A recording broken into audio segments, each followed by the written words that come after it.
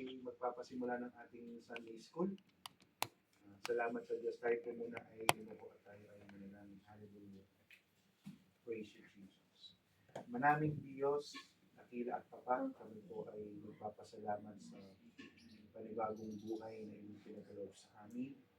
Salamat po sa inyong katapatan, sa inyong biyaya. Muli, tuloy po kaming lumalapit sa inyo, hinihiling ang pagsama at pagkilos po ninyo sa aming pag-aaral. Kung meron man kayong nakikitang karumihan sa amin na nakakahaglang upang hindi namin naunawa ng inyong mga salita, linisin mo na po. Salamat po sa inyo. Palahin niyo po yung lahat ng aming kapalakayin. Kaya ninyo ang takbay po ninyo laging sumaamin at magkaroon kami ng pusong masunurin sa inyong mga salita upang kami ay makitang nagliliwanag sa mundong ito. At kayo po ang maparangalan at matakilan. Salamat po sa inyo sa pangalan ng Panginoon Jesus. Amen. Okay, tayo po ay magpapatuloy sa ating pag-aaral patungkol sa ating doctrine na pinaniniwalaan. Nandun na po tayo sa letter O, hindi pa po tayo natatapos doon. Tithes and offerings. Wala po yatang nagtatanong at wala yatang gustong magtanong. Kaya pwede kayong magtanong sa tulong ng Diyos at sa mga lingkod ng Diyos na nabigyan ng pangunawa patungkol sa ganyan, ay maaari po kayong magtanong. Malaya po dahil ito ay Sunday School. Sabi nga sa inyo, mahalaga yung ganitong mga gawain kasi dito tayo nakakapagtanong sa mga bagay na hindi natin naintindihan. Minsan naman, naintindihan natin, kaya lang may kumukontra dahil meron tayong napakinggang mga ibang aral. So, kinakailangan ay mailinya tayo ayon doon sa salita ng Diyos. Marami tayong mapapanood ngayon, marami tayong mga naririnig na ibang katuruan. Tandaan po ninyo, biblically, darating talaga yung panahon. Sabi, magkakaroon ng mga bulaang guro, bulaang propeta. Kaya ito ay yung ating Sunday School, pag-aaral ng mga ganyan ay paghahanda, magiging matibay yung pundasyon natin sa pananampalataya. Tandaan natin ito kapag mali na yung pananampalataya natin, lalong-lalo na yung kung gusto lang nila, dapat ang ama. Pag nagkamali ka na doon, ay kahit anong mabubuting gawa mo, kahit gaano kadami yung nahayuan mo, magiging baliwala din kasi sinabi na ng ama, ito yung aking anak na lubos kong kinalulugdan, siya yung pakinggan. Kaya ang tanging daan ng katotohanan ng buhay ay walang iba kundi si Kristo. Kaya yung paghahayo ng iba na, dapat si ganito, si Jehovah. Puro kayo Jesus, pangalan pa ninyo ay Jesus. Tapos meron pa ngayon ibang mga aral na nagtuturo na itong Jesus na ito ay hindi daw sa Diyos. Dapat ang ginagamit ay Yeshua, yung pangalan ng Hebrew. Naku po, tayo ay Pilipino. Kaya ang daming mga katuruan ngayon. So, ang gabay ng Espiritu ang kailangan natin. Kasi siya yung magtuturo sa atin ng katotohanan. At ang pinararangalan ng banal na Espiritu yung Panginoong Yesus. At kapag napaparangalan ng Panginoong Yesus, napaparangalan ng Ama. Kaya nga, meron silang pagkakaisa. Ay pag napag-uusapan ng banal na Espiritu at ikaw ang natatanghal, ay pag-isipan mo. Kasi ang tinatanghal ng banal na Espiritu ay ang Panginoong Yesus. At kapag napaparangalan ng Panginoong Yesus, napaparangalan ang Ama. Parang kagaya natin, ba't napapunta tayo? Sabi ko tayo sa novel. Parang kagaya natin, tuloy natin yan. Kasi may mga pagpo na minsan ganyan nangyayari. Parang sa atin, kapag sinabi ng yung anak mo, ang galing ng anak mo, siyempre, ikaw ay tayong mga magulang na bibigyan tayo ng karangalan kasi anak natin. Kaya sabi nga kay Sam, dumadalo yung gubo ko sa'yo na. Pagdating sa basketball, marami na nakakaano sa kanya. Naglalaro siya ngayon sa ibang lugar. Lagi daw siyang babad. Pero na, dugo ko lang naman ang dumadaloy sa iyo. So, nakakaano yun yung mga ganung mga bagay. So, ganoon pa man, sige na, tithes and offering tayo. Okay, tithes and offering, nabasa na natin yung Leviticus chapter 27, 30, and saka yung 1 Corinthians 9, 6 and 15. Dito tayo sa Malakias. Medyo bibigyan natin ng konting diin yan. At maghanda po kayo. Siguro pwede na sila magtanong mas kung sakali. Sige po. Pagtutulungan po namin, no, kung sa tulong at biyaya ng Diyos, yung gumugulo sa inyong isipan. Okay, basahin natin yung huling talata na nandyan sa ating doktrina na pinagkaloob sa ating Malakias chapter 3 verse 8 to 10. Okay, basahin po natin. Ako po ang mauna sa... Okay, isa na lang. Sige, Sister Julie, kayo na po. Chapter 3 verse 10.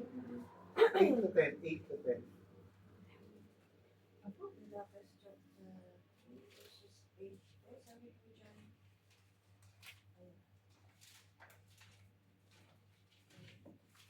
Sabi ko dyan, magtatanong din ako sa inyo, maaari bang nakawan ng tao ang Diyos? Parang imposible. Pero ninanakawan ninyo ako at nagtatanong pa kayo, paano namin kayo ninanakawan? Ninanakawan niyo ako dahil hindi niyo ibinibigay ang inyong mga ikapo at mga handog. Iyan ang dahilan kung bakit ko isinumpa ang buong bansa. Pero ngayon, hinahamon ko kayo, subukan ninyo ako ang Panginoong makapangyarihan. Dalhin ninyo ang inyong mga ikapo sa bodega ng templo upang may pagkain ng aking templo. Kapag ginawa ninyo ito, bibigyan ko kayo ng ulan at ibubuhos ko ang sobra-sobrang pagpapala. Okay. Babasahin ko po dito sa salin ng MBB yung poem.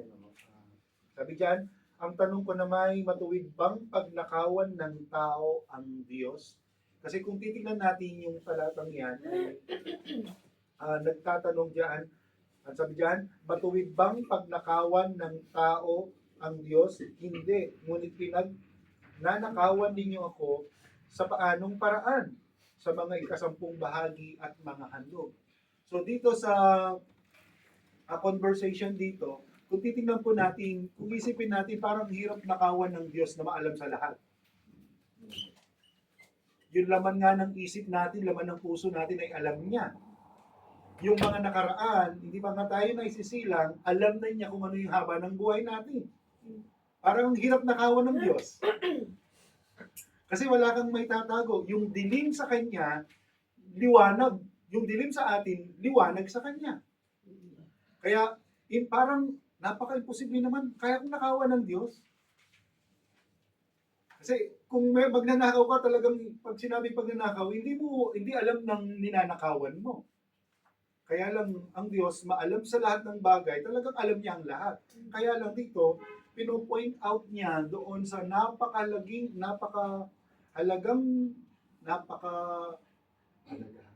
importante na pagtuturo na sa lumang tipan pa lang ay, lumang tipan naman, doon sa mga nauna pa lang ay may nagkaroon na ng batas, pero bago pa yung batas, meron nang gumawa nung ikasampung bahagi.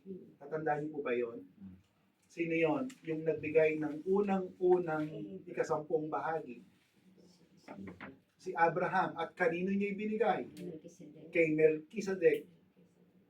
Type of Christ. So, sabi dyan, subalit, hindi, ngunit pinagnanakawan ninyo ako sa paanong paraan? Ito yung paraan. Sa ibang mga bagay ay hindi natin kayang pagnakawan ng Diyos dahil talagang alam niya ang lahat. Kaya lang, dito sa tagpong ito, binanggit mismo ng salita ng Diyos na yung ang kinakausap niya po dito, yung kanyang bayan, no? Yung mamamayan niya. Israel. Sabi niya, sa anong paraan? Sa mga ikasampung bahagi at mga handog. So, hiwalay po yung tithes, iba rin yung handog.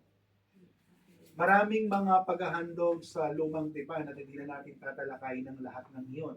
Merong tinatawag na first fruits at mayroong mga handog na yung kusang loob kasi paghahandog. Ang daming mga paghahandog po na binabanggit sa lumang tipan. Kaya lang din na natin handog sa yung sa kasalanan. Yan yung maraming mga ginagawa po nila. Kaya sa mga ikasampung bahagi at mga handog, Verse 9, isinusumpa ko kayong lahat sapagkat ako'y pinagnanakawan ng buong bansa. Sa ibang sali talagang, anong sabi dyan sa verse 9? Okay. Nasusumpa. Yung bansa. Pero ang tinutukoy dyan, yung bansang Israel, no? Buong bansa. Hindi naman tayo, halimbawa, mga Pilipino, hindi nag-iiga po, masusumpa yung ano. Ibig sabihin yung bayan ng Diyos yan. So, sabi diyan, tingnan niyo po yung linaw ng verse 10. Kaya binabanggit ko sa inyo, pag tayo po ay nag-iika po, hindi pa tayo nagbibigay. Ulitin ko yan. Kapag tayo ay nag-iika po, hindi pa tayo nakapagbibigay sa Diyos. Dahil yung ikasampung bahagi ng lahat ng kinikita natin, kasi sabi diyan, buong buo ay talagang sa Diyos yon. Maliwanag po ba yon? Lahat ng kinikita natin,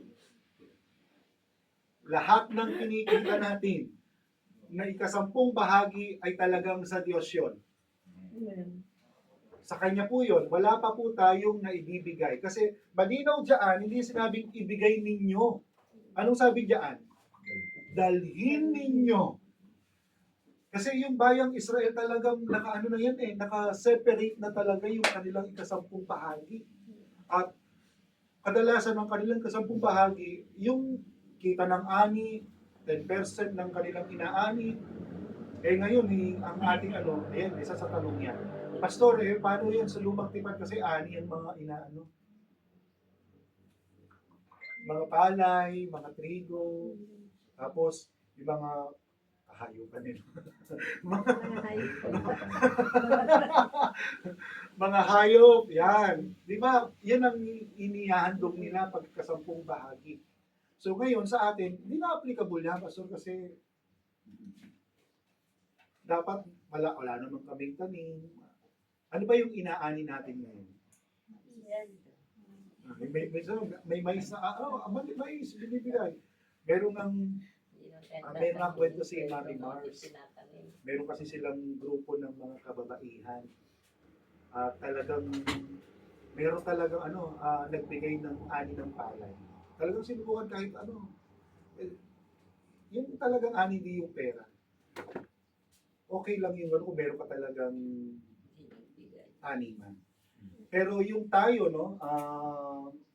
ang ani natin ito yung ating pagtatrabaho.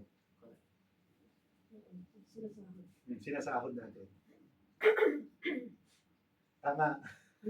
Yan yung bunga ng ating mga pagpapagal, pagsasakripisyo.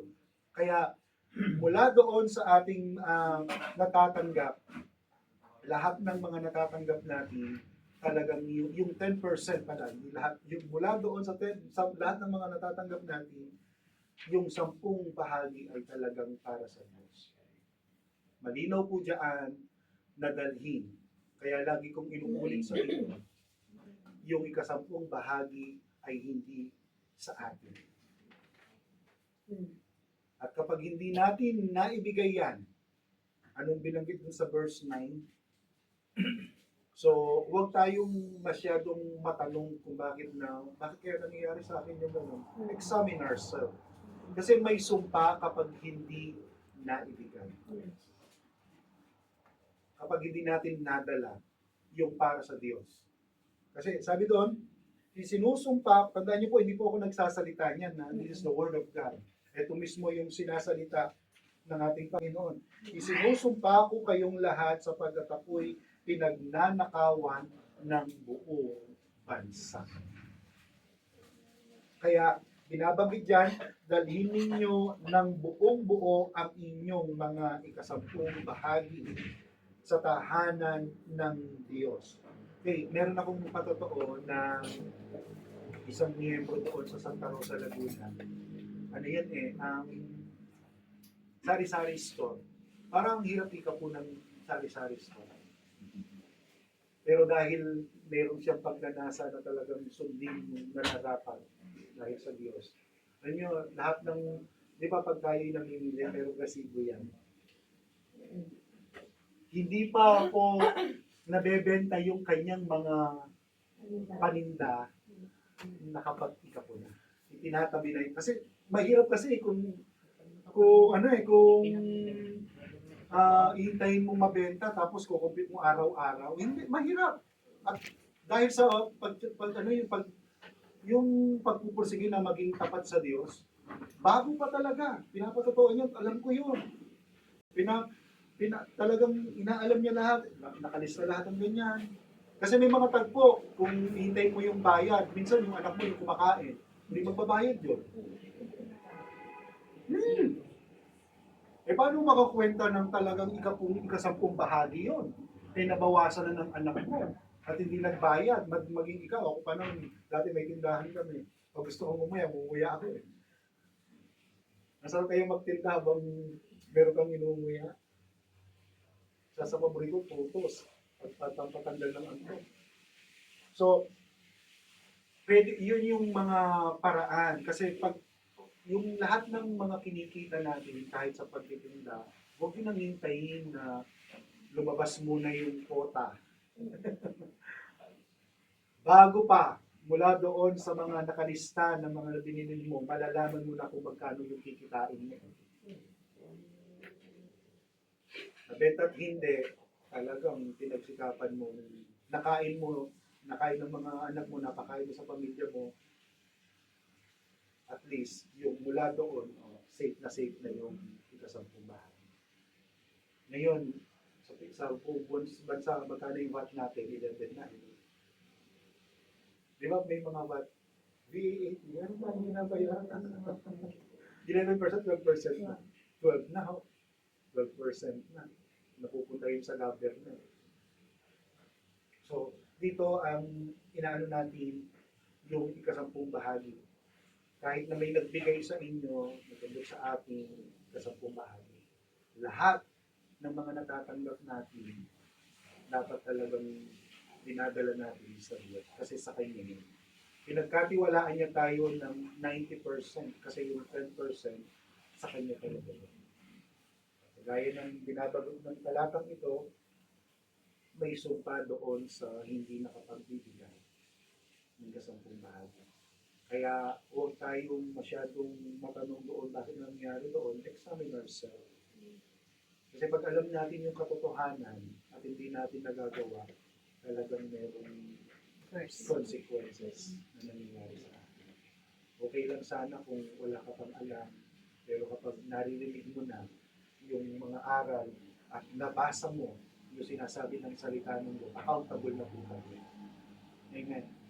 So, kanino yung ikasampu? Ang sabi dyan ay buong buo. Isa pa, no, ang mga Christian ay ang mga sa Old Testament, mga Israel, talagang nakikinig sila sa ganyan. Hindi sila nag-iipon ng ikapo nila. Meron kasi ako mga na nakasama dati, hindi naman dito, no, iniipon yung ikapo. Nakakatukso yung ganon. Totoo lang. Totoo yun. Maraming mga pangyayari dyan na nasa ibang bansa. Siyempre gusto magpadala ng ganito ganyan, iniipon. Yala nung naiponan, yung espiritu ng panghihinayang, dumarating. Ang laki na ito Yung pinapangarap kong sniper, pwede na ito dumarating kasi yung espiritu ng panghihinayang kapag gano'n. Kaya talagang kinakailangan kapag tayo ay nakakatanggap na doon sa mga kinikita natin, ibinibigay na natin sa Diyos. Dinadala na natin doon sa templo. Kasi sabi diyan, dalhin ninyo ang ng buong buo ang inyong mga ikasampung bahagi sa tahanan ng Diyos. Sa iba, sa bodega. Sa bodega.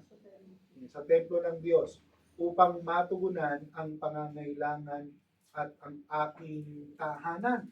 Dito rin natin mababasa yung salitang subukin ninyo ako sa bagay na ito kung hindi ko buksan ang mga bintana sa langit. Maliwanag po dito, buksan ang mga bintana sa langit at ibuhos sa inyo ang masaganang pagpapala. Sa iba, sobra-sobra. Dito ay, sa iba ay siksik, liglig, pikpik at umaapaw. Kaya kapag naibibigay natin yun, pansinin po ninyo, ang gaan. Alam ko, marami na naka-experience sa iyo. Ang gaan ng dating ng pera. Amen. At hindi lamang yun, meron kang peace of mind. Yes. Yun lang, yung peace of mind, napaka-ano na nun. Praise God. Kasi, halimbawa tayo, no, kumikita tayo. Alam ko marami tayong bill. Sabi nga, bill, meron na eh. Marami tayong mga iniintinding bill. Pero subukan ninyo, itabi ninyo na talaga yung sa Diyos. At saka nyo, ang daling pag-hati-hatiin ng mga bill ninyo. Pati mga Judith. Oo, totoo. At kung kukulang man, the promise is, bubuksan niya yung dorongawa ng kalangitan. Kaya minsan, ang gaan ng dating ng pera. Amen. Amen. Praise God. May mga taong gagamitin ng Diyos na tutulungan ka. Amen. At ang isa pa, hindi ka magkakasakit. Amen. Praise God. That's the protection. Yun yung pangako. Kalang kasi dun yung siksik pigpigliglig at umaapaw. Naku, ang dami kong nakitang ganyan. Nakasama ko sa Bible School, nung hindi nagtapat, yung kanyang naipon na hindi pinagtapatan, napupunta sa ospital. Mag-ina, mag-asawa, magpamilya, silang tatlo. Graduate yun ng Bible School. Alam na niya, accountable na siya doon. Ang dami ko, meron tayo sa bansang Korea, kalahati ang binigay. Nagkaroon ng pagbagsak ng tulinadang bakal. Parang palaka, kalahati. Kalahati din na ibigay ng ano. What you say is what you reap. Kalahating protection, ngayon wala na doon sa ministry. Wala na po siya. Nakalahati na rin. Tapos yung kanya, alam nyo, ang laki ng natanggap. Wala na sa ministry, Pastor? Hindi rin nagtapat. Kaya nagkaroon siya ng business, wala din. May sumpa kasi Wala eh. na siya sa gawain. Malis na siya sa... Pastor, ngayon hindi ko nararanasan. Bine-bless niya ako ngayon kasi, ay, umanda ka. Kasi hindi porket nagtanim ka agad umaani. Hindi pagkatanim mo ng mangga, ng buto ng mangga, gusto mo magbunga na agad. Taon yan. Meron nga akong tinanim na niyog doon sa harap namin eh. Na, alam mo sila, ako nang tanim ko na sa tapos. Tinatanong ko, kailan kaya magbubunga yan? Pinutulan ng sa mga konti. Ah. Pinutulan ng sa mga Oo, konti. sabi ko, ayos-ayusin niyo kasi tinanim ko yun, hindi naman doon sa tabi ng mga kuryente, kaya lang siya doon sa kalsada, tsaka doon sa aming bubungan.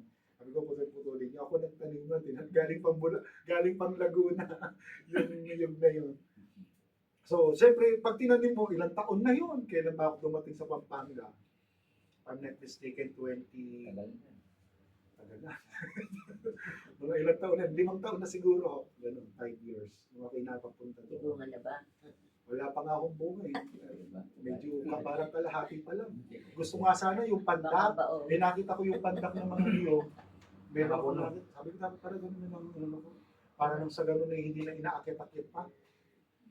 So, kung sabihin natin eh, pinag-bless tayo ngayon at hindi ko naman na ibibigay, tama lang pala ginawa ko, tandaan po ninyo, hindi porke nagtanim ka ngayon ay maaani ka na.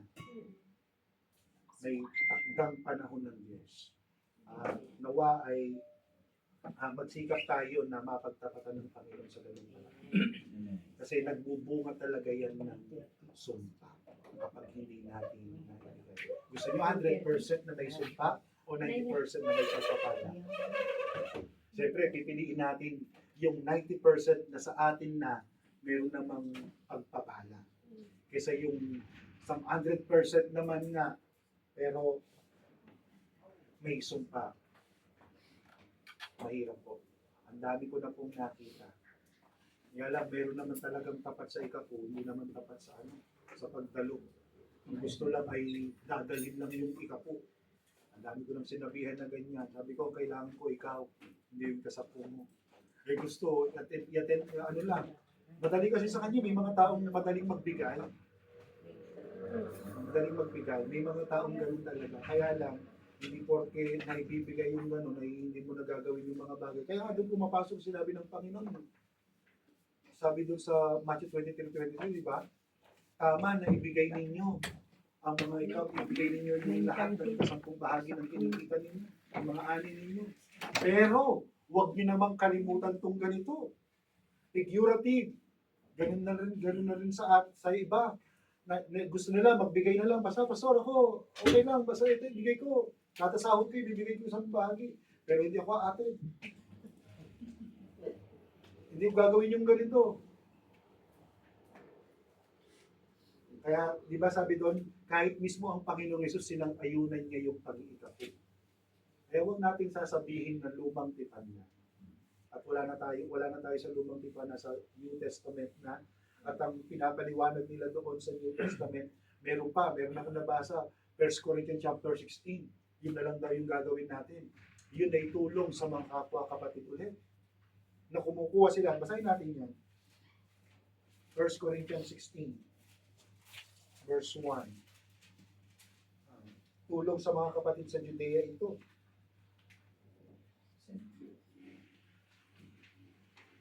Tungkol naman sa ambagan para sa mga kapatid. Sabi nga, para sa mga kapatid. Ambagan para sa mga kapatid. Yung ikapu, saan daw dinadala yon? Sa templo. At bakit dinadala po yon? Mayroong may dahilan. Para matugunan yung pangangailangan ng templo. Para may makain. Pag alam niya, pag walang makain. Alam na. Nakamayat ang pastor. Totoo pag namamayat ang pastor, magtaka kayo. Si Sir Joel sabi niya, namamayat ako. Tama ba? Hindi. Wala makain sa templo. Posible, Pastor, may dalang aking pagkain kagabi. Walang makain sa templo.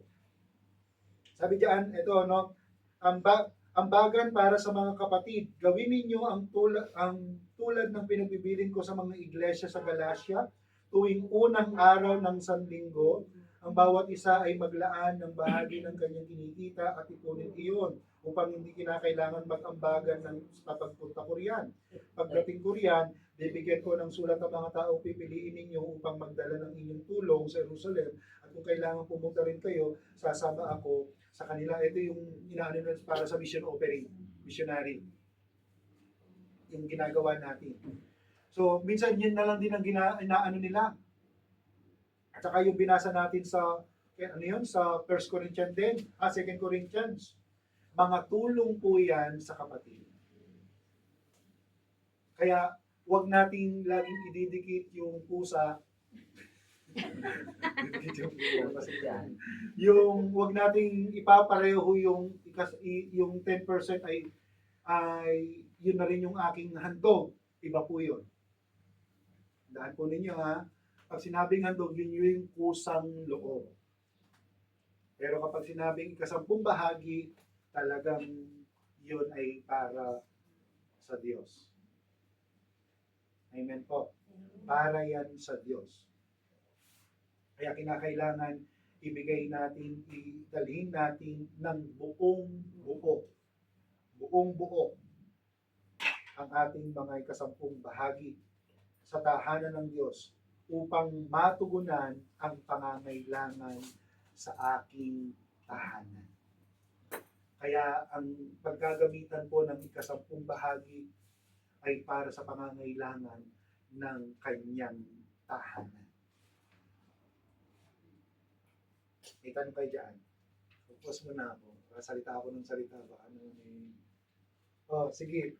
Pwede po kayong magtanong dyan sa ating pinag-aaralan. Kasi yan ang medyo sensitive sa marami. May tanong ako, nakalimutan ko, Pastor. Sabi mo may tatanong ka sa Diyos. Nakalimutan. Nakalimutan ko. Kasi may napanood ako patungkol doon sa test. Sige. Pero hindi ko nung maalala, Pastor. Kanya yun ang Hindi sinasabi. nakaloob. Nandito tayo Siguro, ng may- hindi nakalooban na itanong siguro. Kung may dadagdag pa rin ng pastor, so may dadagdag pa Yun rin. ang sinasabi nga na pagpilit natin sa ito. Yun. Ilang tanong? Pwede po kayong magtanong kasi mahirap na pagkatapos ko, tsaka kayo magtatanong. Pag lumipat na tayo ng ating pag-aaral, you can ask. Pwede kayong magtanong. Naniniwala ba kayo na talagang ginagawa pa talaga dapat natin yan? Amen. Kasi word of kusang God loob na lang?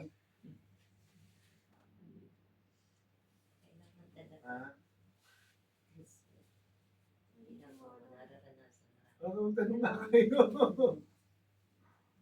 Kasi may, Nararapat bang halimbawa, magtatights ko, pwede ko bang i-direct dun sa pastor yung tights ko? yun, pwede kayo magtanong ng gano'n.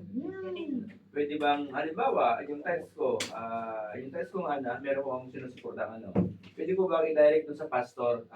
Considered ba yun na 10% pa rin? Tights pa rin yun? Hindi ko record eh.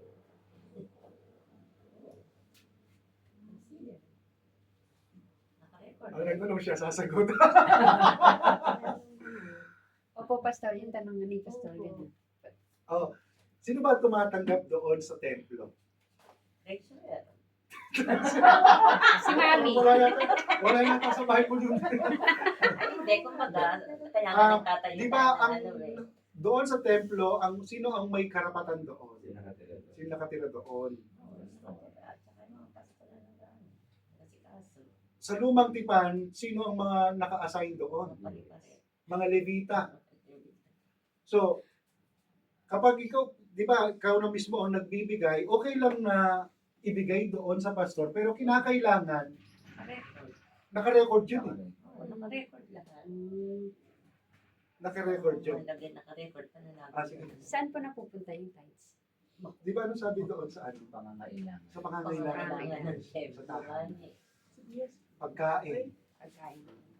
Ako may share lang ako. Sa pagdating sa tithes sa amin, may mga pagkakataong binibigay sa amin direct. Kaya lang sa amin, katulad namin, alam namin yung pangangailangan ng iglesia.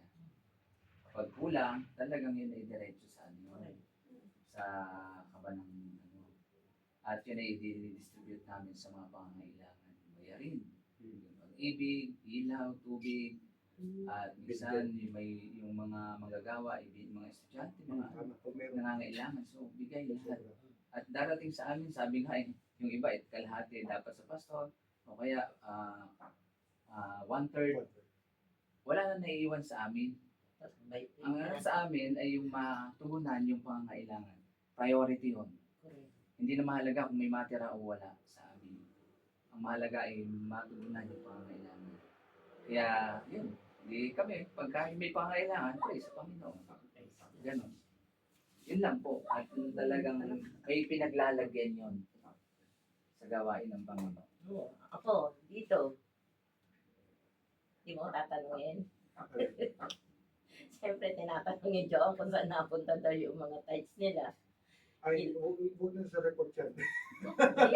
Hindi nga. Kaya katulad nung kay Pastor Eric, siyempre, katulad natin, sa nung tayo nasa Korea, lahat tayo nagtatights. Saan napunta? Yun, itinulong natin sa Pilipinas. Nagpatayo tayo ng mga churches. Ngayon dito, kapag may mga sobra-sobra, nagtutulong tayo sa Pilipinas, lalo yung mga pangailangan. Dito, malaki din talaga ang pangangailangan. Dahil kasi, ang tithes, kung tutusin, kulang. Sa dahil konti lang naman ang nagtatights, at saka, ilan lang yung totoong nagtatapat. Diba? So, ang nagiging niyan, yung pambayad sa building. Yung nga, sabi nga nun, kailangan kumuha tayo ng sariling para pero hindi talaga kaya eh. So, yung pinukulang sa pambayad sa building, doon kinukuha sa tithes. Tapos, siyempre may mga pangangailangan pa dito. Bibili ka ng kung ano-ano. Magbabayad ka ng CTM, magbabayad ka ng CEM, magbabayad ka ng gas, bibili ka ng bigas. Mga pangangailangan yun sa templo. Marami pangangailangan sa templo. So, doon na pupunta yung mga tithes. At yung iba, naitutulong naman sa Pilipinas. At least kahit pa paano, nakakatulong tayo sa Pinas. Yun ang maganda doon, nakatulong tayo sa church natin. Kapag humingi dito ng tulong, baka nang pwede kami tulungan kasi papagawa namin itong gando dito, yung campsite, yung may youth camp, may gano'n. Yun, doon natutulong yung Ate, Mami. Pero ang totoo, deficit talaga tayo. Okay, kagaya ng tanong, So, ate yun. pwede po siyang ibigay doon sa pastor. Yun ang dalawa. That's the question. Pwede. Pwede siyang ibigay direct doon, mismo doon sa pastor. Doon sa Okay.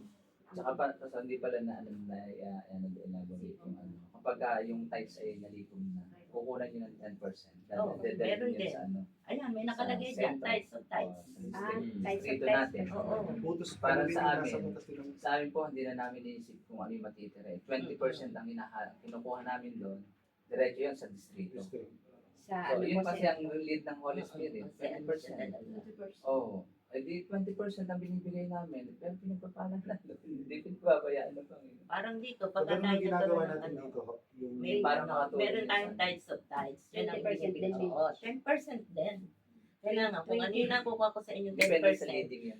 yung ba, naka 5,000 tayo dito, may 500 akong tides of tides na ibinibigay talaga sa church. Pero- Hindi dito, Sa sentro. sa sentro, sa ano tayo, sa District district 7 tayo, natin. Pero meron naman mga pastor na kapag ibinigay yung tithes sa direct sa pastor, meron talagang kinukuha nila yun. Binabawasan lang ng tithes. Meron ganyan. Ang tanong, may karapatan ba ang gastusin yun ng pastor? Meron. Meron ganon. Meron, kasi Depende may sa- pangangailangan ng pastor. eh. Pero meron dapat. Kaya na, Ang ano ang pastor dyan, Tandaan po dapat ninyo. direct sa pastor yun. Kung sino yung pastor doon, talagang siya ay may karapatan. okay. May karapatan siya doon. Yun yung katugunan ng mga pangangailangan niya. Kaya lang ginagawa tulad ng mga pinapatotoo, bago sa kanila, inaano muna sa church sa mga pangangailangan ng mga miyembro. Kasi yung mga miyembro, yung mga, lalo na yung mga nandun sa church, ang mga magagawa, di ba isang mga yan eh.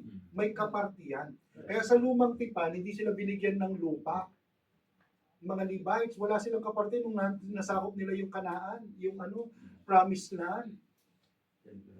Kaya doon lang sa templo, kaya ang bahagi nila, lahat ng mga ikasampung bahagi, na pagkahati-hati nila yon. Para sa kanila yon.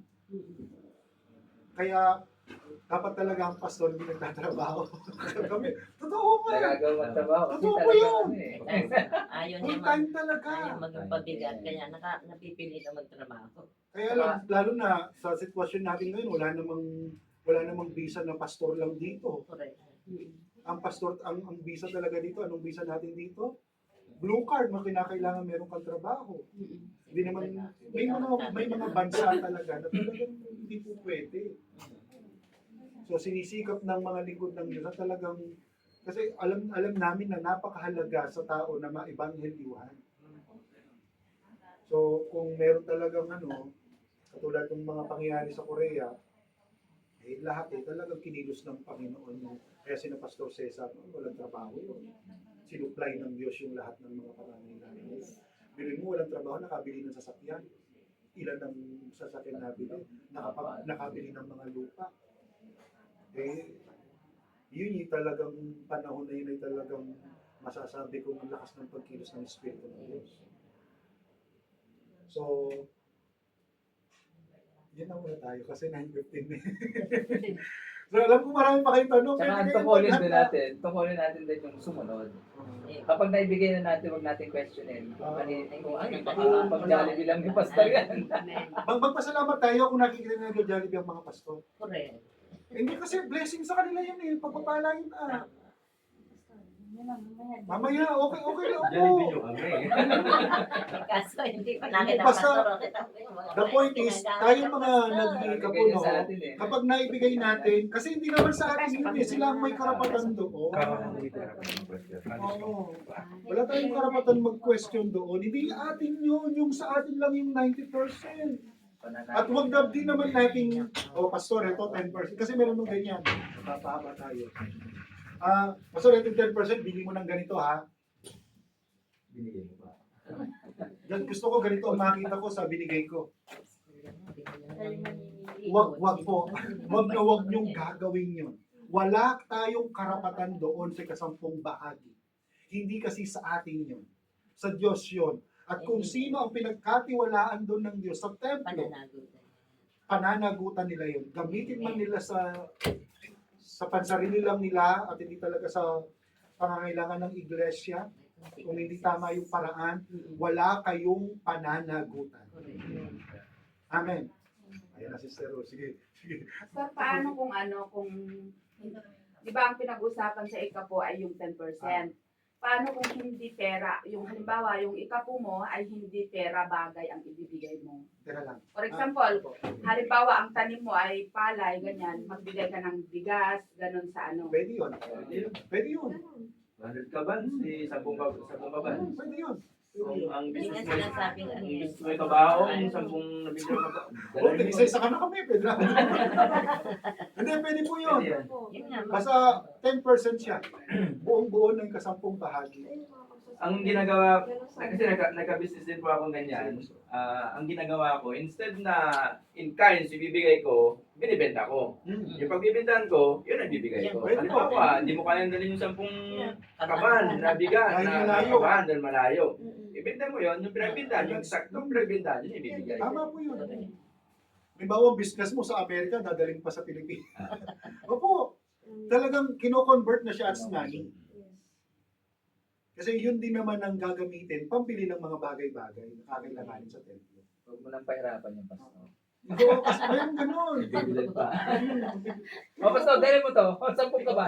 Pastor, kayo na magbenta. Hindi kasi sa amin kasi nagbibigay kasi. Oo, tama. Oo, pwede naman yun. yun, pwede Tama yun. lang. Pero kung sa akin kasi mas magandang convert na ng money. Parang nagbigay ng saging. Ang binigay sa pastor Buhay ay na buhay puro pa tulo. siya. Dapat mo So, if there are any question, ayaw ko lang kasi magtagal. Marami talagang tanong dyan eh. Sa susunod na lang, no? Next. Susunod na kabanata. So may part Maghanda kayo ng tanong ninyo. Tutulungan kami ng Diyos na sagutin nyo. Hindi, basta. Sige, sir. Pero ano, kung halimbawa, para ibibigay natin, huwag naman yung pinakadulo. Ano nga yung dulo eh, yung pangit. Marami ng iba. Babulan na 10 kaban, kaya yung binigay, hindi first class. Yung unang anim, mga unang buga ng treasure, mo natanggalin. Parang kain pa lang. Kasi kung magbibigay naman tayo, yung talagang yung the best para sa Yung dessert po. Para yung Parang nagkuha na sana ng ng saging. Ang binigay ay yung Sa puro pita dulo. nilagay. Okay. Mag-pass na lang. Sa susunod na, pwede kayong maghanda kayo ng tanong. Hanggang hanggang di kayo, meron kayong mga katanungan dyan, hindi tayo aalis. Maghanda po kayo, walang problema. Pagtutulungan natin yung pagsasagot doon sa mga gumugulo sa isipan natin. Sige tayo po'y manalangin. Panginoon, salamat po. Pagpalain po ninyo yung aming mga napag-aralan. Tulungan nyo kami na maging tapat sa mga kasampung bahagi, sa mga pagkakaloob. At nakita nyo nawa sa amin, hindi ito, yung kaloob ay hindi sa pilitan, kundi masaya namin ipagkakaloob. Pero yung para sa inyo, talagang maibigay namin ng buong buo. Salamat po, pagpalain niyo po ang pakikisa ng mga anak po ninyong naririto. Kayo po ang patuloy na magpala sa lahat po ng aming mga napag-aralan. At kung meron man kaming mga katanungan pa sa mga susunod na pagtitipon, iyan niyo pong may handa kami sa mga sagot na naayon sa inyong mga salita. Nangkin namin ang inyong tulong at pagsama hanggang mamaya hanggang sa kabuuan ng pagtitipon ito sa araw na ito. Nangkin namin ang tagumpay ay sumaamin lahat. Salamat po sa pangalan ng Panginoon Jesus. Pastor, may sulong nga. Akala ko. May tanong. Meron po next week. Ay, nakapatay ka. Sige, isulat niyo na kasi yung mga tanong mo. Nagawa yung May live. sulat nga makapagsulat yan.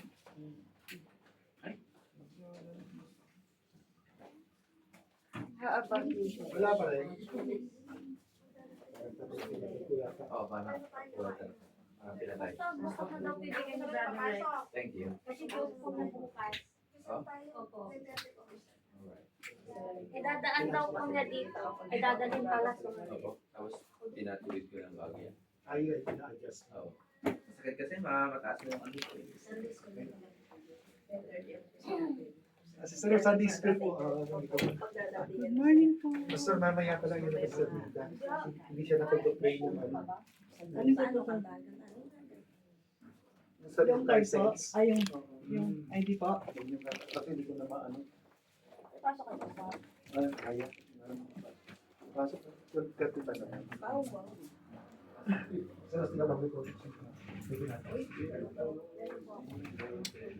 Ano ka binigay ng ang gamit mo? Ano Hindi, bumili lang po ako. Hindi ko pa nisa bumili lang. Hindi ko yung sobra. Pinabili ko sa loob. Tapos, Send ko pa sa dun sa bumili po ako ng basket. Yung pong basket sa Sige, sige. Meron na kami pipili. Okay ka lang. I'm sure. Ano kinakailangan ulitin? Hindi ba ba init doon sa taas? ngayon po hindi pa malalim kasi Inaano ko nga kay Pastor Ray. pinag-uusapan ko po kami na rin.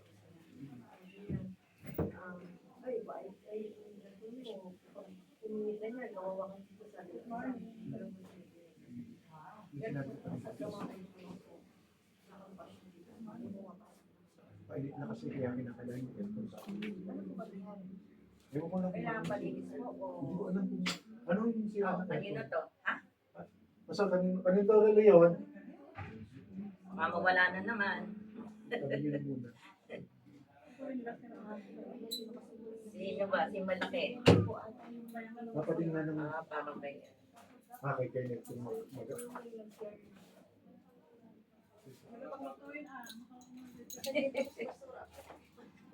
Oo nga pala, no? Suot niya. Sura pre. Suot niya yan eh. Oy, ano na niya sa akin. Suot ko daw rin. O, sige na. Akin na. Sayang din eh.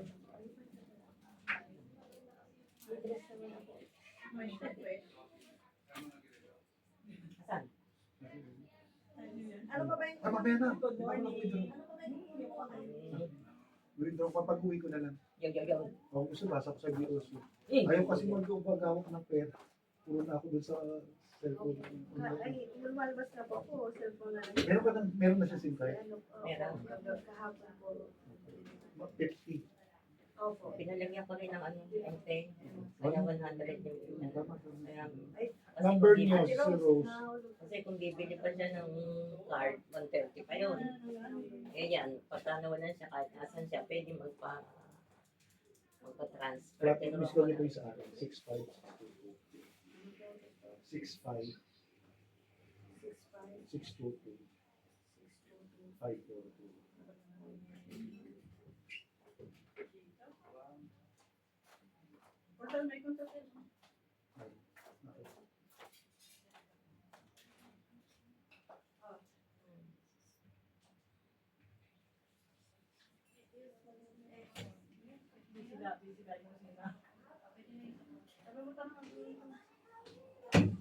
Saan si Sarah?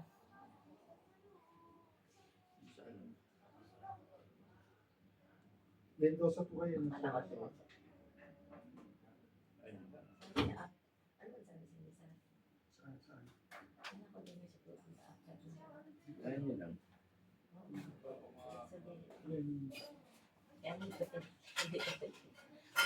Isang linggo na pala si Tita Tess sa ano? Sa 25 pa puro ang balik. 25 ng, ito? March 25. Adala, ayos siya. 8 25. to 25. Okay, may paglalagay nila sa mga dito. Ayusin mo. Yung sinasabi mo, bumili ka lang. Hindi wala kami nakikita. Meron pa ba naman? Inilagay ko na lang muna po. Ano yan? Hindi, lagay ng mga gamit mo. Hindi, ayan, meron siya. Yung sabi ko, yung kanyang ano, yung mga ipatas. Katulad ng ginawa mo doon sa'yo, papatas mo na yung mga damit doon. Oo. Pwede. Nakatabi lang na rin. Hindi ba po, yung iba gamit. Hindi sila, ano, magbabagahin naman eh. Para maipon nila yung mga gamit. Ang kailangan talaga may stress. Master ko naman. Tapos, pero ito po nga liwa kita pa. Nung ating kang paggawa kitang kaya. Magbabagahin na naman sila eh pag ano, medyo luruan na yung Okay ba tayo? Gusto mo, mahal ko lang. Hindi pa siya kaya. Huwag mo lang. Basta ka lang.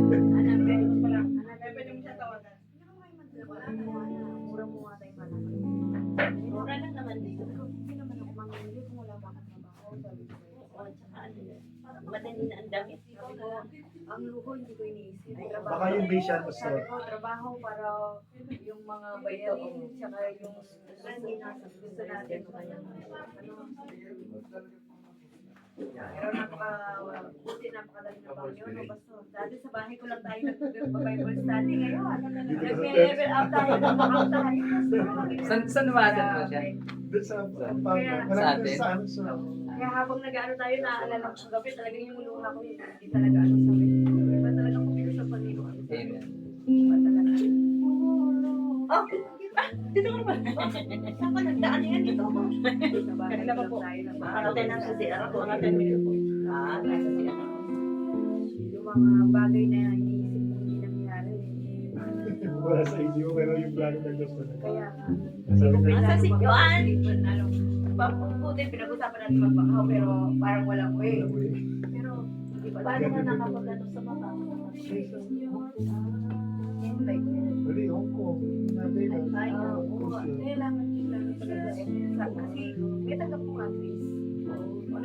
talagang ating kami mang pera, alin naman makatula sa kapis.